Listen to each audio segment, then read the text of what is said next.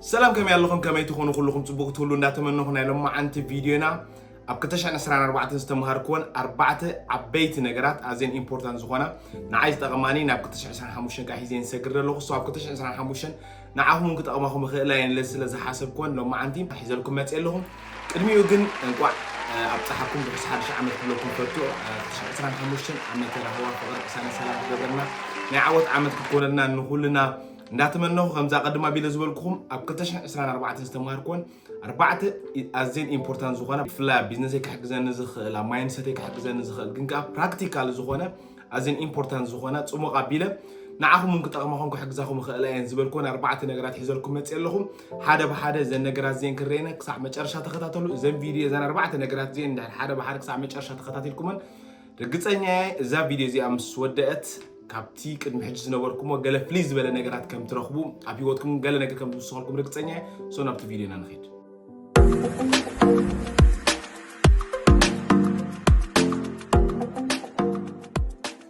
أوكي مبارك كم تقدم أبي لزبوركم 4 أبكتش عسران 4 نستمركم نجارات حدا بحدا خرينا مالتي سو بتقدمي تخنجمرنا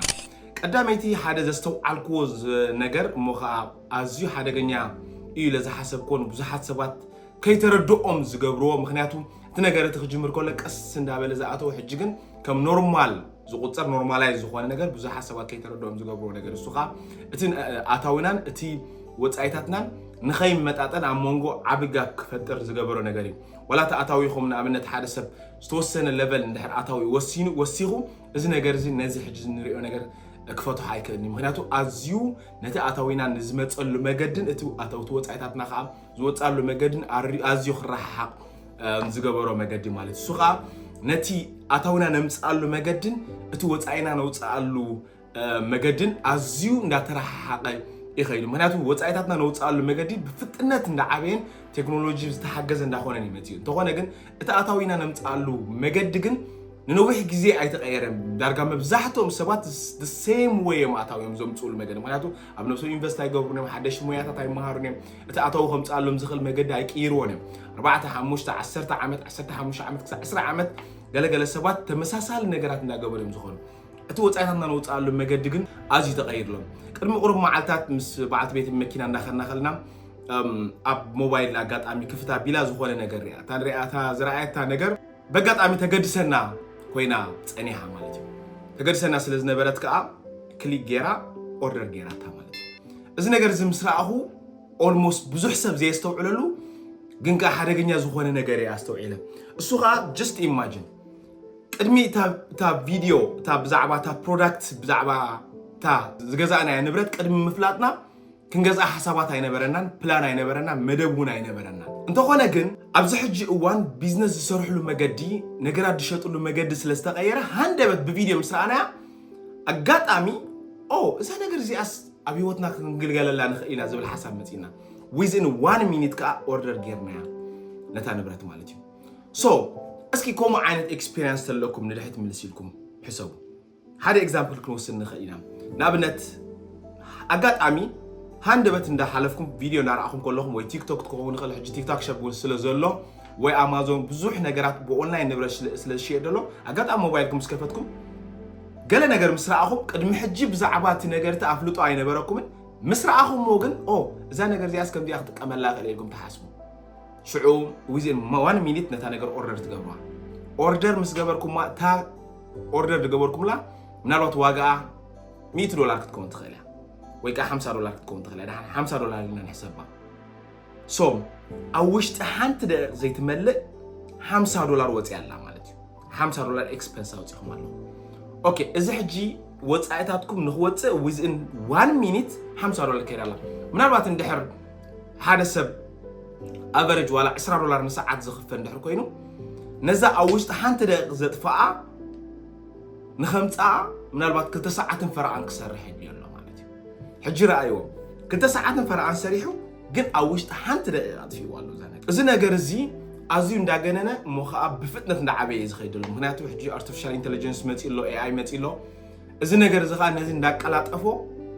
كنو قلات أرب زي نخللو فتنة نداقات أفو زوقو عزلو سلازي إذا نقرزي كنستوعللو expense وتعيتاتنا نوتقالو مقدي ኣታዊታትና እቲ ኣታዊታትና ነምፃሉ መገዲ እንዳዕበና ንኸይድ ሓደሽ ነገራት ንምሃር ሓደሽ ፍልጠታት ነማዕብል ገለ ኣታዊና ክውስኸልና ዝኽእል ነገራት ንግበር ኣብቲ ወፃኢታትና ከዓ needs and wants ዝበሃሉ ነገራት ዘድልዩና ነገራትን ንደልዮም ነገራትን ዘድልዩና ነገራት ከም በዓል መግቢ ማይ መፅለሊ ክዳውንቲ እዚኦም ኣገደስ ዘድልዩና እዮም ካልኦት ተወሳኺ ኣለዉ ተረኸብናዮም ደስ ዝብለና ንደልዮም እንተኾነ ግን እንተተሪፎምሲ ሂወትና ብዙሕ ጎዳኢ ዘይኮነ ነገር እዚኦም ናብ ላግዠሪ ዝኸዱ ኒድስ ዝበሃሉ እዮም ማለት እዩ ኦኬ ከምኦም ዝኣመሰሉ ነገራት ግን ብፕላንን ብፕሮግራምን ብባጀትን ክንጓዓዝ ክንክእል ኣለና እንተዘይኮይኑ at some point ሂወትና ዋጋ ክስእን እዩ ምስራሕናስ ሲድና ኣብ ሓደ ሰርክል ኢና ንኸይድ ማለት ንኸይድ ንሰርሕ ነምፅኦ ይጠፍእ ንኸይድ ንሰርሕ ነምፅኦ ይጠፍእ ዋላ እውን እንድሕር ኣታዊኹም ወሲኹ ንኣብነት ሰብ እዚ እንድሕር ኣታዊኡ $20 ዝነበረ ዋላ ናብ $50 እንድሕር መፅኡ እታ ኣብ ሰዓት ሰሪሑ ዘምፅኦ ኣብ ውሽጢ ሓደ ደቂቕ እዩ ዘጥፍኦ ዘሎ ናይ 60 ዕፅፊ ፍልልይ ዘሎ ምክንያቱ ሓንቲ ደቂቕ ምስ ሓንቲ ሰዓት እንድሕር ኣረኣይኹሞ ሓንቲ ሰዓት ማለት 60 ደቂቕ ስለ ዝኾነት ማለት እዩ እቲ ፍልልይ ይረኣይዎ ሕጂ እዚ ነገር እዚ ከዓ ሓደገኛ ዝገብሮ ንቐፃሊ ከዓ ኣዝዩ ብፍጥነት እንዳዓበየ እዩ ዝኸይድ ምክንያቱ ዓበይቲ ካምፓኒታት ዳይናሚክ ኣዝዮም ጃያንት ዝኾኑ ናይ ቢዝነስ ኦነርስ artificial intelligence እንዳተኣተው መፅኡ ኣለዉ እዚ ነገር እዚ ከዓ ዝኾነ ሰብ ቋፅሮ ኣይክእልኒ ጠጠው ከብሎ እውን ኣይክእልኒ ማለት ስለዚ ኣታዊናን ወፃኢናን ዝኸደሉ መገዲ ነውፃኣሉ መገድን ነእትወሉ መገድን ኣዝዩ ረሓቕ ስለ ዘሎ we have to be conscious ኣብዚ ነገር እዚ ማለት እዩ ኦኬ እዚኣ ቀዳሚት እያ ኦኬ ካልአይቲ ዝተምሃርክዋ ነገር ኣብ ሂወትና there is no guarantee ገለገለ ነገራት ኣብ ሂወትና ጽቡቃት ነገራት ኣለዉ ኣብ ሂወትና ገለገለ ዝረኸብናዮም ነገራት ኣለዉ ኣብ ኢድና ስለ ዘለዉ ጥራይ ኣብ ሂወትና ስለ ዘለዉ ጥራይ ስለ ዝረኸብናዮም ጥራይ for granted ንወስዶም ከምዚ በቃ ኩሉ ግዜ ዘሎ ይመስለና ጥዕያት ንሕር ጥዕና ኣለና ኮይኑ ከምዚ ኩሉ ግዜ ጥዕና ኮይንና ንነብር ይመስለና ኣመጋግባና ኣይንጥንቀቕን ስፖርት ኣይንሰርሕን ንሕር ገንዘብ ኣለና ኮይኑ ኩሉ ግዜ ዘለና መስለና ስራሕ ንሕር ኣለና ኮይኑ ኩሉ ግዜ ዘለና መስለ ሓዳር ንሕር ኣለና ኮይኑ ኩሉ ግዜ ዘለና መስለና ኩሉ ነገራት ሓንሳብ ምስ ሓዝናዮም for granted ንወስዶም ኣተሓስባ ከምዚ ዓይነት ኣተሓስባ ኣሎ ግን እቲ ዝገርም ነገር ኩሉ ነገር for granted ክንወስዶ ኣይንኽእልና እቲ ኣብ ሂወትና መፂ ዘሎ ነገር ዋላ ገንዘብ ክኸውን ይኽእል ጥዕና ክኸውን ይኽእል ኩሉ ነገር እግዚአብሔር ስለ ዝፈቐደ ብኡ ስለ ዝባረኸና ዳኣሉ ዘለና እምበር ንሕና ሰሪሕና ደምፀናዮ ንሕና ብፃዕርና ደምፀናዮ ንሕና ስለ ዝደለና ወይ ከዓ ስለ ዝፈቐድና ዘምፀናዮም ነገራት ኣይኮኑ ስለዚ እቶም ኣብ ሂወትና ዝመፁ ነገራት እቶም ኣብ ሂወትና ዘለዉ ነገራት for granted ከይወሰድና ኩሉ ግዜ grateful ክንከውን ኣለና ኩሉ ግዜ ኣመስገንቲ ክንከውን ኣለና እዚ ነገር እዚ ከዓ ናብ ዝሓሸ ደረጃ ንክንበፅሕ ድሕግዘና ኣዝዩ ዝበለፀ መሳርሒ ንሕና ኣመስገንቲ ኮይና ነቲ ኣብ ሂወትና መፂ ዘሎ ነቲ ኣብ ሂወትና ዘሎ ነገር ንሕር ከነመስግን ጀሚርና ሓደ ክፀኒሕ ይምሳና ምክንያቱ for granted ኣይወሰድናያን ኣለና ነመስግን ጀሚርና ኣለና ግን እንድሕር ኩሉ ነገር ባዕልና ክነምፅኦ ንኽእል ድመስለና ኮይኑ ፈጣሪ ነዚ ነገር ንኸረጋግፀልና እቲ ነገር ካባና ክወስዶ እዩ ድሕሪኡ ስትራገል ክንገብር ኢና ክሳዕ ዝርዳእና ክሳብ ዘይተረዳእና ከዓ እቲ ነገር ናባና ተመሊሱ ኣይክመፅእ እዩ ስለዚ እቲ ኣብ ሂወትና ዝመፅእ ዘሎ ኩሉ ነገራት ጥዕና ስለ ዘለና ጉልበት ስለ ዘለና ንእስነት ስለ ዘለና ኩሉ ነገር ገንዘብ ስለ ዘለና ስራሕ ስለ ዘለና እዞም ኩሎም ነገራት for granted ኣይንወሰዶም በቃ ኩሉ ግዜ ምሳና ዝፀንሑ በቃ ከምዚ ዝግባአና ስለ ዝኾነ ዝመፀ ከምዚ ኩሉ ግዜ ምሳና ዘሎ ከዓ ክንወስዶም የብልናን ከነመስግን ክንክእል ኣለና ምስጋና ከዓ እቲ ዝዓበየ መገዲ ናብቲ ካልኣይ ስቴጅ ንክንሰጋገር ድሕግዘና ስለ ዝኾነ ብዝተኻእለ መጠን እቶም ኣብ ሂወትና ዘለዉ ነገራት for granted ከይወሰድና ከነመስግን ክንክእል ኣለና እንድሕር ኣመስገንቲ ኮይንና ኢሉ ከዓ next step ክንርኢ ንኽእል ኣብዚ ሕጂ እዋን ብዙሓት ሰባት ከማርሩ እምበር ከመስግኑ ኣይስምዑን እዮም 50-50 ዋላ ንሕር ወሲድና 50% ድሕር ፅቡቅ ነገር ኣለዎም 50% ከዓ ድሕር ገለ ፀገማት ኣለዎም ኮይኑ እቲ 50% ፅቡቅ ዘለዎም ብምሉእ ገድፍዎሞ ሙሉእ ኣብቲ ኣብ ሂወቶም ዘሎ ሽግር ጥራይ ትኩረት ፎከስ ይገብሩ እሞ ከዓ ብዛዕባኡ ጥራይ ክዛረቡ ብዛዕባኡ ጥራይ ከማርሩ ይረኣዩ ግን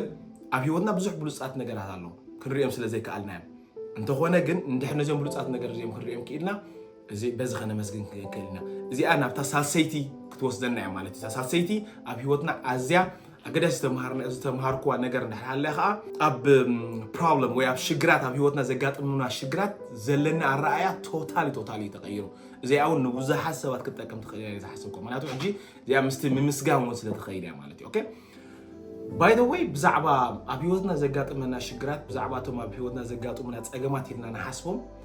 to be honest ምኑ መዓልቲ ክዛረብ ክእል ብዛዕባኡ it's very deep and ብዙሕ ነገር እየ ከዓ ብዛዕባኡ ተማሂረ بزغنا حصرا بيلم بزعبو خገልጸልኩም መጀመሪያ ኣብዚ ምድሪ ነጸለ በይኑ ዝመጸ ነገር የለም ጽቡቕ ጥራይ ድባሃል ነገር ጽቡቕ እንድሕራሎ ሕማቅና ኣሎ ሕማቅ እንድሕራሎ ጽቡቕና ኣሎ ኩል ነገር አንጻራዊ ነገር አለው ዝሆን ነገር ክትወስዱ ትኽእሉ ኢኹም ዋላ ወረቀት እንድሕር ወሲድኩም ሓንቲ ወረቀት እንድሕር ወሲድኩም እታ ወረቀት በይና ሓደ ፔጅ ኣይኮነን ደለዋ ለሰይ እዛ ወረቀት እዚኣ ንራያ እዛ ወረቀት እዚኣ እዚ ገጽ ጥራይ ክህልዋ ክእል ድዩ ክህልዋ ኣይከኣልን ናይ ግድን ድሕሪት ኣለዋ ቅድሚትን ድሕሪትን ናይ ግድን ብርሃን እንድሕር ኣሎ ኮይኑ ጸልማት ከዓ ናይ ግድን ኣሎ ጸልማት እንድሕር ኣሎ ብርሃን ከዓ ናይ ግድን ኣሎ ምክንያቱ እዚኦም ክልቲኦም ጸልማት ብርሃን ተዘየለ ጸልማት ክህሉ ይክእኒ ጽቡቕ እንድሕር ደየለ ሕማቅ ክህሉ ይክእኒ ስለዚ እዚኦም ክልቲኦም ነገር ብሓንሳብ ፓኬጅ ኮይኖም ዝመፁ ነገራት እዮም እንድሕር ጸልሚቱ ከም ዝወግሕ ፍሉጥ እዩ እንድሕር ቅድሚት ኣሎ ድሕሪት ኣሎ እንድሕር ላዕሊ ኣሎ ታሕቲ ኣሎ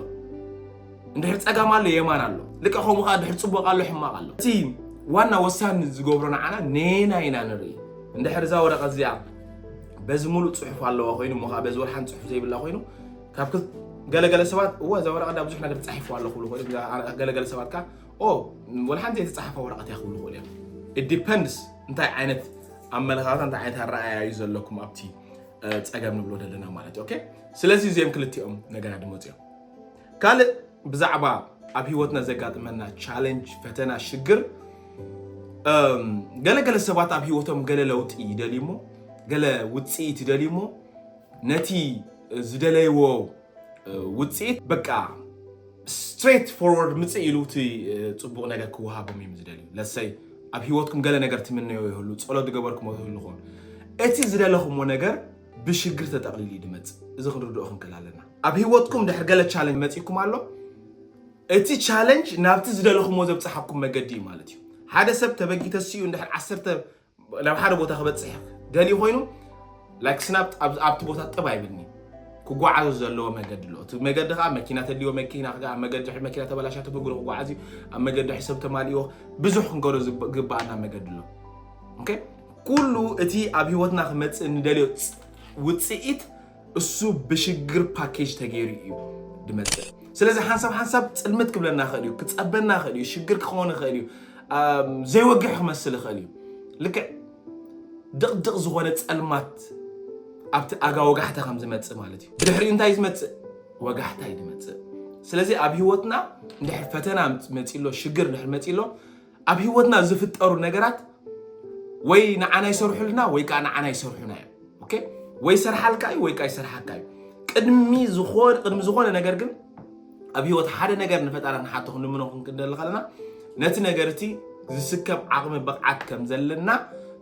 ከረጋገጽ ስለዝደሊ ቻሌንጅ ፓኬጅ ኮይኑ ይመጽእ መጀመርያ ንሕና ክንጽረብ ኣለና መጀመርያ ንሕና ክንስራሕ ኣለና ንሕና ክንበቃዕ ኣለና ምስ በቃዕና እዩ ሪዛልት ዝመጽእ ነቲ ነገር ብቕዓት ምስ ኮና እዩ ተዘይ ኮይኑ ግን ገለገለ ሰባት ገንዘብ ይምነዩ እቲ ገንዘብ ድሕሪ መጽኡ ሰባት ዲኻ ከተጥፍኣሉ ኣዋልድ ዲኻ ከተባላሽወሉ ህይወት እንታይ ክትገብሩ ክትጠፍኣሉ ዲኻ እንታይ ክትገብሩ ከም ትኽእል ኣይፈለጥኒ ስለዚ መጀመርያ እስኻ ክትስራሕ ኣለካ እስኻ ምስ ተሰራሕካ እስኻ ፈጣሪ ንዓና ሰርሓና ነቲ ውፅኢትካ ንሕና ንሰርሖ እንዳተሓባበርና ምስ ፈጣሪ ዋይ ምክንያቱ ብምስሊ ፈጣሪ ኢና ተፈጢርና ንሕና ብምስሊ ፈጣሪ ተፈጢርና ንብል ኣለና ኮይና ኸ ንሕና ኸ ንኣይሱ ፈጠርቲ ናብ ታሕቲ ገለገለ ነገራት ንሰርሕ ገለገለና ንፈጥር ገለገለ ነገራት ክሬት ንገብር ምስ በቲ ፈጣሪ ዝሃበና ዓቕሚ ብቕዓትን ማለት እዩ ኦኬ ስለዚ መጀመርያ ንሕና ክንስራሕ ኣለና እንድሕር ንሕና ደይተሰሪሕና እቲ ነገር እቲ ውፅኢት ኣይመጽእን እዩ እንድሕር ሽግር መጽኡ እቲ ዝመጸና ዘሎ ሽግር ንዓና ክምህረና ንዓና ክዕብየና ንሕና ክልውጠና ይመጽእ እንድሕር እቲ ዝመጸ ሽግር ክንመሃረሉ ዘይክኢልና ተመሊስና ባይና ንመጽእ believe me እዚ ፕራክቲካል ድፈልጦ ነገር እዩ ዝነግረኩም ኣብ ህይወተይ ብዙሕ ቻሌንጅ ኣጋጢምኒ ብዙሕ ፈተና ኣሕሊፈ ከምኡውን ኣብ 2014 ዘሕለፍኮ ቻሌንጅ ኣሎ ግን ከዓ ተማሂረሉ ሓሊፈ ልክዕ ትምህርተይ ምስ ወዳእኹ ከዓ እቲ ነገር ኣቋሪፁ ልክዕ እቲ ነገር ዝመጸሉ ምኽንያት ናባይ ዝመጸሉ ምኽንያት ምስ ተረዳእንኻ ቶታሊ ኣቋሪፁ ገለገለ ኸ ቀልጢፉ ዘይተረዳእን ነገር ከዓ ኣው ዕንክሊል ኣቢልኒ ልክዕ ምስ ተረዳእን ኸ ጠፊኡ እቲ ነገር እቲ ማለት እዩ ስለዚ እዞም ከምዛ ዓይነት ቻሌንጅ ዘምፁና ንዓና ክሰብሩና ንዓና ከጥፍኡና ንዓና ከውድቁና ወይ ከዓ ንዓና ክጎድኡና ኣይኮኑን ድመፁ እንታይ ዳ ንዓና ናብቲ ኔክስት ሌቨል ከሰጋግሩና እዮም ዝመፁ ስለዚ ፈቃደኛ እንድሕር ኮይና ኣብ ህይወትና ዘጋጥመና ሽግራት ኣብ ህይወትና ዘጋጥመና ፈተናታት بتخكل مجد خرجوا مالنا. حنا قاعد قاطمكم كله. Okay, there is a lesson. ابز ነገር እዚ ገለለሰና አለው ማለት ይልኩም አይንኹም ከፊትኩም አስተውዕሉ ነቲ ዘጋጥመኩም ደሉ ነገራት ክትመሃሩ ፈትኑ ልክ ትምርቶም ወዳኹም ጋር ኣብ ሴት ኔክስት ሌቨል ተሓልፉ ልክ ከምቲ ኣብ ህይወትና ቀዳማይ ክፍሊ ትመሃር ቀዳማይ ክፍሊ ተማሂር ከም ወዳኻ ፈተና ንሓሊፍካ ናብ ካልኣይ ክፍሊ ትሰግር ድሕሪኡ 5 ክፍሊ ትበጽሕ ድሕሪኡ ኣነ ትምርት ዝመሃረሉ ኣብ ዝነበር ኩሉ ግዜ ጀነራል ድበሃል ፈተና ነይሩ ሻርሻይን መጀመሪያ ኤሌመንተሪ ትውድ ድሕሪ ጁኒየር ኣሎ ጁኒየር ሻርሻይን ሻውዓይን ምስተማሃርካ ሻውዓይ ክፍሊ ናይ ክልቲ ጀነራል ትፍተን ቁርብ ብርትዕ ዝበለ ፈተና ማለት እዩ ድሕሪኡ ሃይ ስኩል ምስተማሃርካ ማትሪክ ትፍተን ማለት እዩ ማትሪክ ተፈቲንካ ክብድ በለሱኻ ሱኻ ናይ ሻምናይ ታሽዓይ 10 11 በሐሳብ ተኣኪቡ ማትሪክ ትፍተን ማለት እዩ ማትሪክ ምስተፈተንካ ናብ ኮሌጅ ተኣቱ ኮሌጅ ከም ዓቢ በቲ ዝዓበኻዮ መጠን ብኡኻ ትፈተናት ቻሌንጅ ኻ እንዳዓቢ ህይወትና ሙሉ ብኸምዚና ንሰግሮ እንድሕር ኣብ ህይወትሽ ሽግር ከጋጥመኩም ዘይትደሊ እንድሕር ኮንኩም ክትነብሩ ይትኽእሉን እዮም ስለዚ ነቲ ሽግር ዘጋጥመ ነቲ ፈተና ነቲ ቻሌንጅ ኣብ ህይወትና ዘጋጥመና ዘበለ ብሙሉ ብኸምዚ ዓይን እንድሕር ክንርድኦ ኽኢልና ኮላብሬት ንገብር ንኽእልና ምስኡ ማለት ተሓባቢርና ክንሰርሕ ንኽእልና ገለ ቻሌንጅ ከጋጥመና ከሎ ኦኬ ሶ ካብ ዝጋጥም እንደሎ ሽግር እንታይ ክመሃር ዝኽእል እንታይ ክዓቢ ዝኽእል ናበይ ከሰጋግረኒ ይመፅእ ዘሎ ኢልና ናብቲ ኔክስት ሌቨል ንሰጋገረሉ መሰጋገር እዩ ተዘይኮይኑ ኣቮይድ ክንገብሮ ይንኽእል ኢና ነቲ ህይወትና ዘጋጥመና ዘሎ ሽግራት ከነወግዶም ኣይንኽእል ኢና ስለዚ ከነወግዶም ስለዘይንኽእል ኮላብሬት ጌርና እንዳተመሃርናሉ እንዳዓበና ንኸይድ እንዳተመሃርና ልክዕ ከምዚ ፕላሶ ኣሎ ገዛማ 10 ሌቨል ዘለዎ ፕላሶ ኣሎ ኣብታ ቀዳማይ ሌቨል ከለኹም ናብና ኣብዛ ዘለኹዋ ገዛ እዚ ዝረግፆ ዘለኹ መሬት እዩ እዚ ላዕልኻ ቦሎፎን እዩ ኣብታ ኔክስት ሌቨል እንድሕር ወፅየ ግን እዚ ሕጂ ኣብዚ ሕጂ ዘለኹዎ ሌቨል ቦሎፎን እዩ ደሎ ሽዑ መሬት እዩ ዝኸውን ሽዑ ካልእ ቦሎፎን እዩ ዘለኒ ነዚ ዘለኹ እዚ ንዓይ ቦሎፎን እዩ ማለት ኦኬ ስለዚ ከምኡ እንዳበለ እዩ ዝኸይድ ድሕሪኡ ነቲ ሽግር ምስ ሓለፍኩሞ ምስ ተምሃርኩም ሰዓብኩም ሲምፕል ነገር እዩ ዝኸውን ኣነ ብዙሕ ኣብ ህይወተይ ኣምሹር ንዓኹም ኣጋጢሙኩም ክኸውን ይኽእል ከምኡ ዓይነት ዘጋጥመኩም ሰባት እንድሕር ኣለኹ ፕሊስ ኣብ ኮመንት ግደፍሉ ገለ ነገር መጀመሪያ ከቢድ ይመስለና ንጭነቕ ይኸብደና ድሕሪኡ ነቲ ነገርቲ ግን ምስ ሓለፍናያ ግን ድሕሪ ዓመት ክልተ ዓመት እሱ ዘጨንቐን ነይሩ እንታይ ወይ ግን ማዕረኽ ዝጭነቕ ነይረ ገርም ኮይ ከምዚ ኮይ ሓስብ ነይረ እንዳበልና ብዛዕባኡ ክንሓስብ ከለና ዋይ እዚ ስለዝዓበና ኦኬ ምስ ዓበና ሓደ ለበል ምስ ተሰጋገርና እቲ ነገርቲ ቀሊል ኮይኑ ይራኣየና ማለት ከምኡ ዓይነት ኤክስፒሪየንስ ድሕሪ ኣለኩ ፕሊስ ኣብቲ ኮመንት እንግደፍለይ ሶ ናይ መጨረሻ ራብዐይቲ ኣዝያ ወሳኒት استانتايا نحنا كسع زي تلوتنا أب هيوتنا زلوت وتسيد يلن بزحات سبات اتي زلو ليفل كيك أيرو وتسيتهم كيرو يفتنو أب هيوتهم ماشي كل ساعة أب هيوت خلوت أو زلالي نجرالو قال expect نجبرو وتسيد على استفلا عليه خونه نيجنزب خونه خل جنزب عطوينا خنا عبد خندل نخل نيجنزب وتسيد نغير ندل نخون نهيوتنا نيتعنا نخون خل نسرحنا خون خل نينابرنا نهيوتنا نيبزح نجر كنلوت أو ندلي result كله خلي وتسيد ناي هيوتنا زغير نحنا مستغيرنا period بقى توديو ازي نحنا غير تغيرنا وتسيدنا هنكير مفتاح مالت بناي حدا لترو مقدحي جالون غوما غيرناس 3 لترو مايك نقدح مفتاح مالت اتا غوما تاع ناي حدا لترو يا تحس غنقا 3 لترو مايك نقال حلا ندحر فتينا كل لترو يفسس او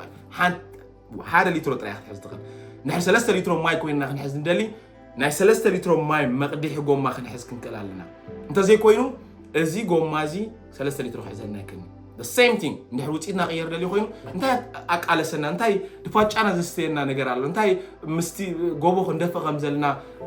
እንታይ ስቃይና ንሳቀ አክንዱ ግን እንድሕር ንሕና ዓቢናኮ ሲምፕል ናብነት ሓደ ንሽ ቆልዓ ወዲ 3 ዓመት 10 ሊትሮ ማይ ተሰክሞን ይኻ ግን ሓንቲ ሊትሮ ማይ ግን ክስከማ ኸሊ ሶ እቲ ቆልዓት 10 ሊትሮ ማይ ክስከም ድሕር ኮይኑ አትሊስት ወዲ 15 ዓመት 16 ዓመት ክኾን ኣለዎ ኦኬ ነዚ ወዲ 16 15 ዓመት ካ 30 ሊትሮ ማይ ካ ኣይተሰክሞን ይኻ ወይ ካ ሓፃዊን ኣይተሰክሞን ይኻ እንታይ ዳ ትገብሮ እሱ ኸኣ ምስ ዓበየ ወዲ 24 ወዲ 25 ዓመት ምስ ኮነ እሱ ኸኣ በዓሙ ኣነ ድሽከሞን ወዲ 5 ዓመት ቆልዓ ድሽከሞን በበይኒ ዋይ እቲ ዕቤትና ስለ ዝፈላለዩ ስለዚ ንዓይ በቀሊል ካልዕሎ ዝኽእል እሱ ግን ምሉእ መዓልቲ ሒኹ ከብሎ ክውዕል ኽእል ምሉእ መዓልቲ ሒኹ ኢሉ እውን ዘይከልዕሎ ኽእል ማለት ኦኬ ስለዚ ብዙሓት ሰባት ከምዛ ዓይነት ነገር እዮም ዝጥቀሙ